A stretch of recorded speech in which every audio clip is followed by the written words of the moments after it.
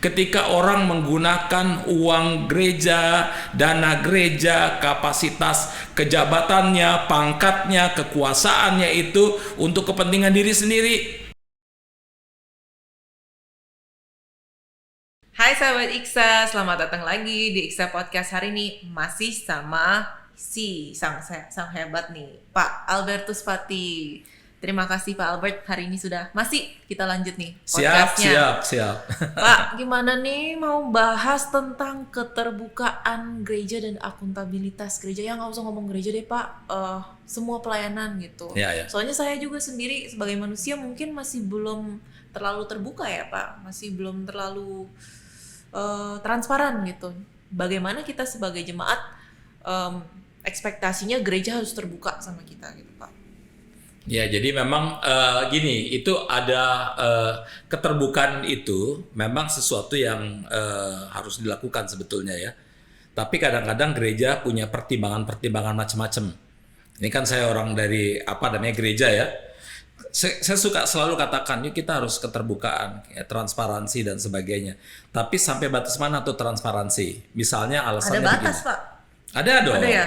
Jadi misalnya begini, kita jangan terlalu terbuka. Tapi karena kalau kita misalnya masukkan di warta ini dananya kayak gini. Lalu orang misalnya secara internal misalnya ini komisi-komisi atau apa, kita punya duit banyak, kita foya-foya aja. Gitu loh ya. Itu juga bisa bahaya juga, kita foya-foya, duit kita banyak tuh, ada puluhan miliar. Gak usah pelayanan gitu misalnya. Kita segala macam, atau wah nanti itu gereja punya banyak duitnya banyak sekali, jadi kita nggak usah nyumbang juga nggak apa-apa. Nah kan kayak gitu ya, sehingga memang itu persoalan sekali kan gitu. Itu banyak pertimbangan-pertimbangan yang seringkali membuat gereja seringkali tidak terlalu transparan kan gitu ya. Yang bahaya adalah kalau tidak transparan itu karena buruknya administrasi. Itu yang maksud saya. Yang kita persoalkan adalah ketika gereja tidak transparan itu karena administrasi yang buruk. Ada persoalan-persoalan misalnya fraud di situ, ada penggelapan uang di situ yang supaya tidak kelihatan dan sebagainya, atau ada penggunaan uang yang sebetulnya tidak pantas.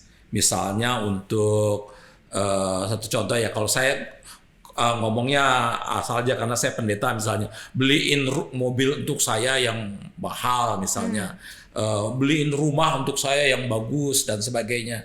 Padahal kan bukan berarti saya nggak butuh rumah atau mobil, butuh, tapi ngapain yang terlalu ini sementara bangsa Indonesia ini lagi banyak yang miskin misalnya. Kan gitu. Itu kan persoalan kita harus transparan juga kepada semua orang. Bagaimana dana itu apakah digunakan secara akuntabel? Itu gunanya transparansi itu sebetulnya supaya masyarakat umat itu bisa ikut mengawasi. Jadi nggak cuman tidak cuma umat atau para majelis saja yang mengawasi, tapi umat secara keseluruhan itu bisa mengawasi. Yang paling bahaya lagi adalah yang terjadi tidak transparan adalah di dalam banyak kasus ya. Apa itu Pak? Adalah ketika uang gereja atau uang yayasan itu dipegang oleh satu orang. Satu orang aja? Satu orang saja. Harusnya berapa tuh Pak? Ya mestinya kan dia satu tim yang pegang.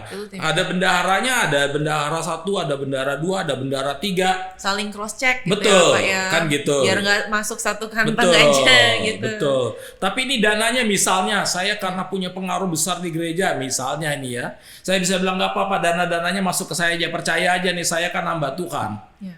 Dananya masuk ke saya, pakai akun saya semuanya. Lalu semua kalau pengeluaran saya yang tentukan. Akhirnya dananya nggak pernah ke pelayanan, gimana Pak? Nggak pernah dong, lenyap. Karena itu kan menggoda sekali. Uang tuh menggodanya luar biasa. Mamon ya. Mamon, itu administrasi yang buruk sekali. Jadi kenapa tidak terjadi transparansi? Karena memang seringkali administrasinya buruk memang, tetapi kemudian ada niat-niat buruk juga di situ. Yang kita persoalkan adalah tidak transparansi itu karena penggunaan yang tidak accountable. Kan gitu ya. Kalau misalnya ada pertimbangan-pertimbangan tertentu dan sebagainya, it's okay, orang juga nggak boleh. Tapi kan misalnya di jemaat saya, kita nggak pernah wartakan begitu.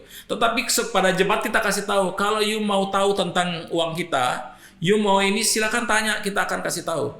Tapi kita nggak akan kasih semua orang akan pegang umat yang bukan umat kita pun, maksudnya laporan keuangan gitu ya, laporan kayak keuangan brosur dan gitu. sebagainya kan gitu. Kita bisa diperas macam-macam kan kita nggak berjumpa dengan orang-orang baik juga, orang-orang jahat yang punya berpikir jelek juga kan gitu ya. Iya. Jadi kita harus tapi kita membuka, silakan kalau you mau nanya tentang keuangan kita silakan.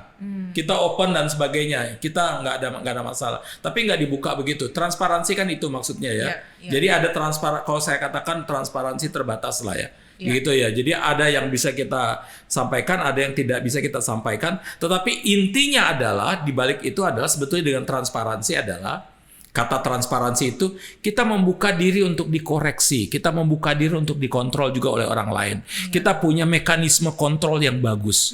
Gitu loh. Iya itu Pak, kunci-kunci itu. Itu dia mekanisme kontrol yang bagus secara internal yang oke, sehingga saya juga nggak bisa menggunakan uang sesuka-suka saya, nggak bisa menggunakan uang untuk kepentingan saya pribadi atau cuman menggunakan uang untuk kepentingan keluarga saya misalnya, tapi saya menggunakan dana-dana yang umat berikan itu, ini titipan-titipan, ini betul-betul untuk kebaikan umat, betul-betul untuk kebaikan masyarakat dan untuk memuliakan Tuhan.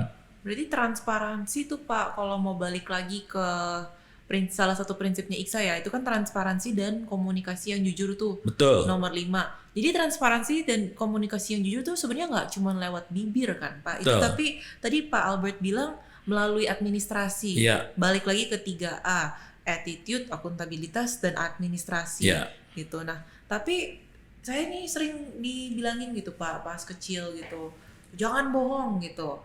Kalau bohong itu artinya dosa itu maut gitu. Nah jadi misalnya kalau ke gereja gitu atau kita ngelihat pelayanan yang kurang transparan, apakah artinya mereka kurang jujur gitu? Apakah mereka kurang jujur atau bohong gitu Pak? Dan kalau mereka bohong apa artinya harus ditutup gitu?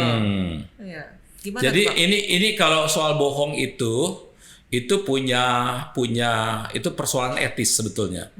Kalau bicara bohong itu persoalan etis banget gitu. Ada bohong kalau kita baca filsafat ya, ada apa yang disebutnya sebagai white lies gitu ya, bohong putih. Ada yang bohong hitam. Misalnya bohong putih itu kira-kira begini. Kalau seorang Presiden Jokowi bilang, saudara-saudara, bangsa kita ini lagi agak sedang kena krisis ekonomi bahaya nih. Kita lagi ini investasi langsung turun habis. Kan gitu ya. Dia harus bilang tenang, semua aman, semua under control. Padahal lagi kacau balau nih, semua aman, semua under control. Dia nggak boleh terlalu jujur juga. Dia harus bohong, tapi bohongnya untuk kebaikan. Karena kalau dia bilang, wah kita lagi berantakan nih, administrasi lagi kacau balau, Kementerian Keuangan bangkrut tiba-tiba, itu langsung. Ini satu contoh ya. Gitu. Jadi dia nggak boleh ngomong gitu karena investasi langsung hancur-hancuran. Orang langsung bawa memindahkan investasinya ke luar negeri. Kita makin berantakan. Jadi itu yang dibilang bohong putih, kira-kira gitu. Ada satu saat kita nggak bicara bicaranya tidak terlalu vulgar gitu untuk menyatakan kebenaran supaya menjaga sesuatu yang lebih baik lagi. Kan gitu ya. Untuk pertimbangan ada yang lebih baik lagi kan gitu. Atau misalnya gini, satu contoh. Kalau seorang yang lagi dikejar-kejar ya datang ke Naomi misalnya ya. Lalu kemudian orang itu dikejar-kejar, orang mau bunuh gitu. Terus dia datang, Naomi, tolong saya.